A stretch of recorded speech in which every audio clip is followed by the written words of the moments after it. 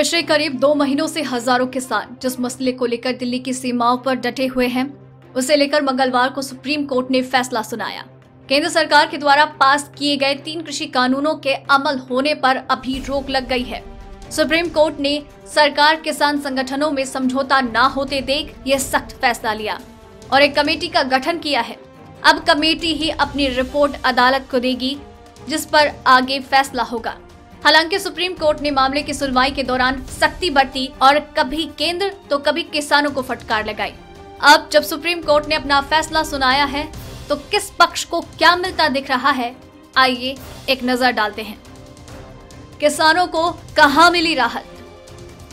किसान लंबे वक्त से सरकार के साथ बात कर रहे थे, लेकिन नतीजा नहीं निकल रहा था। साथ ही किसान ऐसा संदेश नहीं देना चाहते थे कि वो सरकार के सामने झुक गए। अब जब अदालत ने इसमें दखल दिया तो कमेटी की रिपोर्ट और अदालत के आदेश के हिसाब से आंदोलन अंत की ओर बढ़ सकता है। ऐसे में सरकार के दबाव में आए बिना भी किसान अपना आंदोलन खत्म कर सकते हैं। जिस कमेटी का गठन किया गया है वो मुख्य रूप से किसान संगठनों से बात करेगी। इनमें पक्ष और विपक्ष दोनों ही साथ होंगे। ऐसे में मुख्य रूप से किसानों की बात सुनी जाएगी, जिन पर सीधे रूप से इन कानूनों का असर पड़ना है। सुप्रीम कोर्ट ने भी सुनवाई के दौरान टिप्पणी की थी, अब तक कानूनों के पक्ष में उनके सामने कोई याचिका नहीं आई है। किसानों की किरकिरी कहां हुई? किसान संगठन लंबे वक्त से कानून वापसी की अपील कर रहे हैं। सरकार के संशोधन और कमेटी के प्रस्ताव को वो ठुकरा चुके थे, लेकिन अब जब सुप्रीम कोर्ट ने सख्ती से कमेटी बनाने और हल निकालने की बात कही तो किसान संगठनों को अपनी जिद छोड़कर कमेटी के सामने जाना ही होगा।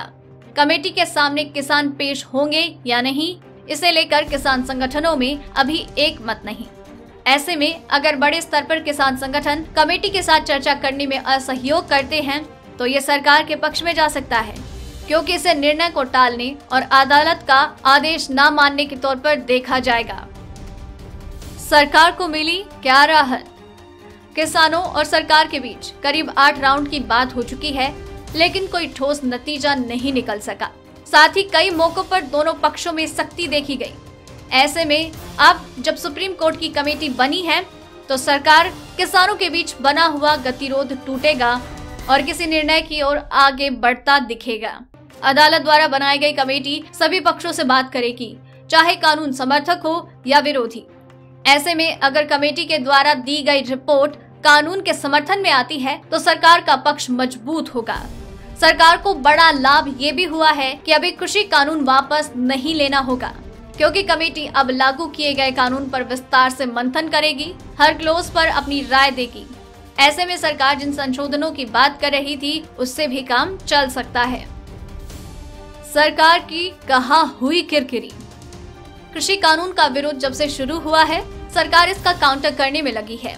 खुद प्रधानमंत्री मोदी ने कई मौकों पर सीधे किसानों को संबोधित किया और इन कानूनों को कृषि क्षेत्र का सबसे बड़ा सुधार बताया। पीएम मोदी ने किसानों को विपक्ष की बातों में न आने को कहा, लेकिन सरकार की दलील कोर्ट में न चली और आखिरकार कानूनों पर रोक लग गई। सरकार ने किसानों को मनाने की कई कोशिशें की, लेकिन बात नहीं बनी। अदालत ने भी माना कि सरकार इस मुद्दे को सुलझाने में विफल रही। ऐसे में मोदी सरकार अपने दम पर आंदोलन को समाप्त नहीं कर सकी। अब पूरा मामला सुप्रीम कोर्ट ने अपने हाथों में ले लिया है। अदालत द्वारा बनाई गई कमेटी हर पक्ष से बात करने के बाद अपनी राय रखेगी। ऐसे में अगर कृषि कानून में खामियां गिनाई जाती है तो केंद्र पर इन्हें वापस लेने का दबाव बन सकता है। अगर आपको ये रिपोर्ट पसंद आई तो इसे लाइक और शेयर करें। साथ ही अपने व्यूज हमें कमेंट करके जरूर बताएं। डेली ट्रेंडिंग न्यूज की रिपोर्ट सब्सक्राइब करें हमारा चैनल ऐसी ही लेटेस्ट और इंटरेस्टिंग न्यूज के लिए।